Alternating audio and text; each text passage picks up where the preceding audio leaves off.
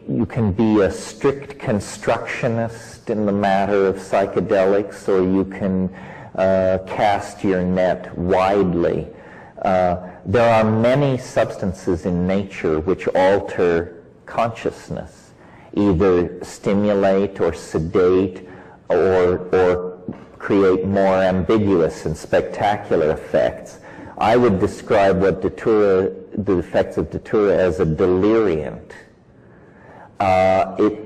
Now, the shamans who use these things have special techniques both of preparation and of training that allow them to control or navigate around the more unpleasant aspects of datura. It tends to provoke memory loss, shall we say bizarre behavior, such as taking your clothes off in public and so on. And it creates a general ambiance of uncertainty about the nature of reality. And what I mean by that is you talk to people who aren't there, you smoke cigarettes that aren't there, you answer phone calls when you're standing in the woods. From the outside, it looks pretty fucked up, you know. But some Aboriginal and native traditions have managed to tame this, at least in the shamanic context. I guess in this matter I'm a kind of strict constructionist in that when I say psychedelic, I have something very specific in mind that a substance or a plant should do. It should not inhibit clarity. In other words, not episodes of forgetfulness, lack of memory, passing out, or confusion. It shouldn't interfere with that, and it should transform thought. And it should be accompanied by visual hallucinations with eyes closed. That's what I love. That's what I live for. Now, people have said to me, you're some kind of a vision chauvinist. It's true, and usually the people who were saying this were people who were great enthusiasts of LSD. LSD, I would never argue, is not a psychedelic, but you have to take massive amounts, and usually in combination with some other substance like hashish or mescaline, in order to elicit from LSD what I'm after, which is cascades of Niagaras of visual beauty in darkness with eyes closed. I have had deep psychological insights on LSD. I have had creative breakthroughs. I have had bonding experiences, but I found it difficult to get the visions like I wanted them. And the best I worked out with LSD was I would smoke as much Afghani hash as I could at the top of the trip, and then it would do the thing. In fact, it would do it. The thing that led me to psilocybin, or to grow mushrooms and explore that, was the descriptions of Wasson and the early workers that it was easy to visually hallucinate. And I had read the earlier accounts of Havelock Ellis and people like that, and it was about, if you've ever read in, I think it's The Dance of Life, Havelock Ellis's description of mescaline, he talks about alien buildings, jeweled ruins, fantastically efflorescent rainforests growing and transforming before his eyes.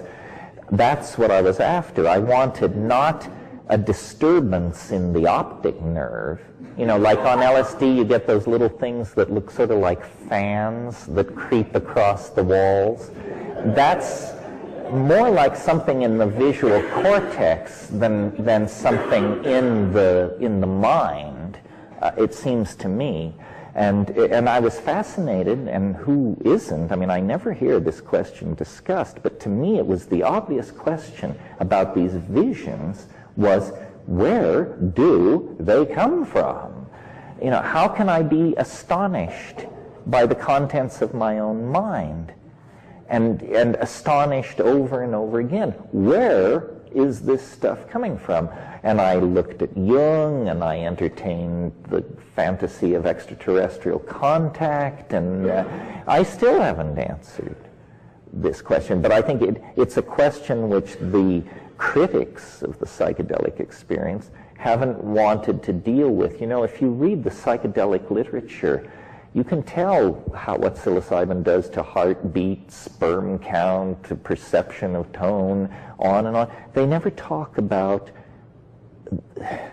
the real content, you know, because it's always individual. And they say, well, science can't handle individual phenomena. We measure the properties of large numbers of people. Well, that hopelessly flattens the thing. I know this is a long answer to this question, but it's worth laying all this out, because the lady's question raises issues of how do you categorize psychedelics, which aren't, are some dangerous, and to what degree? Certainly Datura is dangerous, not only because of its deliriant quality, which makes you irresponsible, but also because it dilates your pupils and you stumble around, and at higher doses it can cause convulsion and death, which is a rare thing from what I consider the true psychedelics. There is, if we want to take an excursion here for a moment and learn a little pharmacology, there is, if you're going to talk about pharmacology, there's one concept that you should get straight, and that's called LD50. It means lethal dose 50. What does this mean? Well, you have 20 rats, and you give them a certain amount of, let's say, mescaline.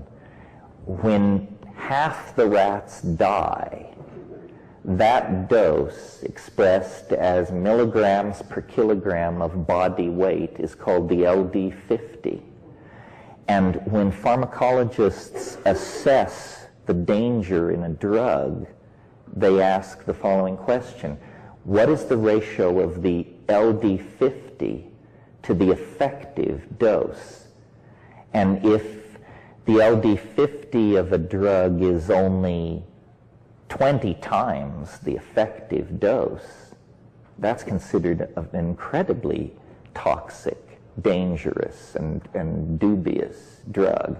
A good drug is a drug where the LD50 is 200 times more than the effective dose. In the case of LSD, the LD50 for man has never been determined. That's how safe LSD is. And we're talking about lethality here, not, you know.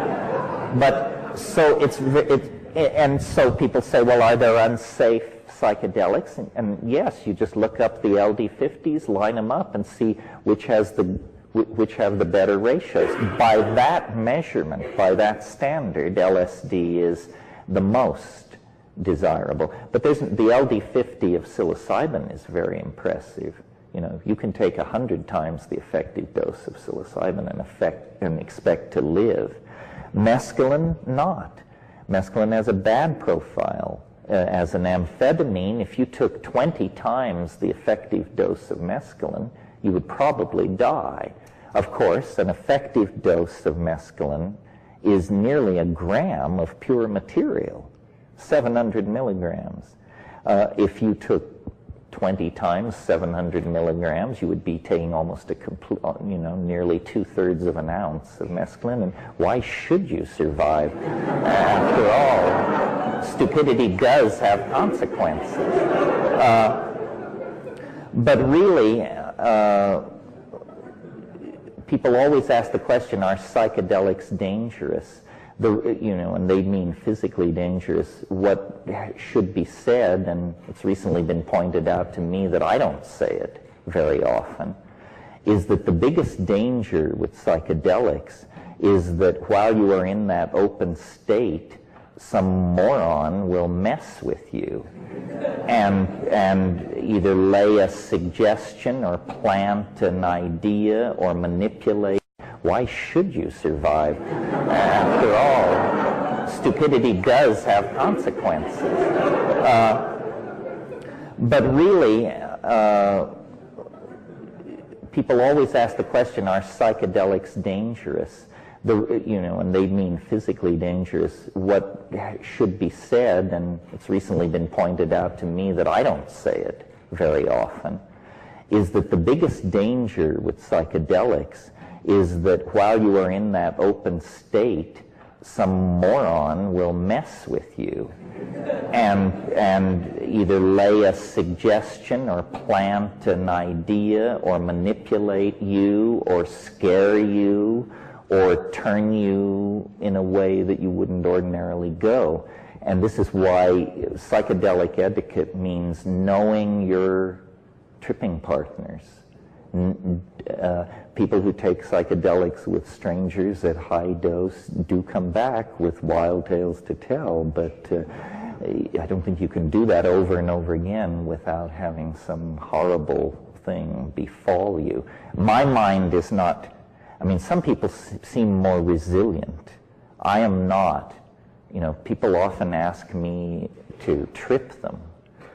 And I won't, and it's not because of concern for the legal system or the fact that I am not licensed for psychotherapy or any of that. It's because I can't stand it when people come apart on psychedelics. I am, if you're interested in this subject or if you share my sensitivity, read Carl Jung's little book called On the Psychology of the Transference. And then you will understand. In fact, that should be a standard tome for trippers. Understand the transference. Understand what it is, how to fight it, and this is psychic martial arts. Your psychic health will be immeasurably improved by understanding the dynamics of the transference, which is quite simple. The book is not that thick.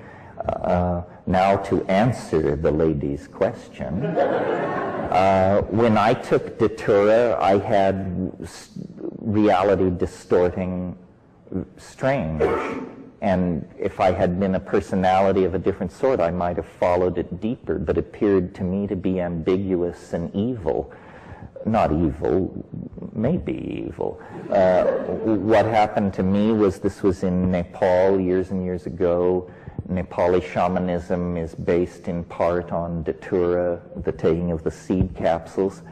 An English friend of mine who had the room next to mine took it, and I took it in my room, and it was a situation where to get to the facilities, I had to walk through his room. And he and I were friends, but we had a very slight rivalry going for the attention of a woman. And I think this woman was not aware that either of us was interested in her, but we were both aware that the other one was aware. And midway through my trip, I decided I had to go to the bathroom, and so I stepped through into this guy's room, and they were in bed together, having sex. And I guess I went outside, and then the next morning, after sleeping many hours, I encountered the guy, and I said, how was your trip? And he said, it was wonderful. And I said, yes. Well, I saw. And he said, what did you see? And I said, well, I saw that you were with Julieta. And he said, I thought so too. But she wasn't there. And so, what conclusion do we draw from this? that this stuff is, well, I'll tell you what took me off it finally was about a week later, there seemed to be a rash of this datura taking moving through the traveler community there in this little Nepali village where I lived.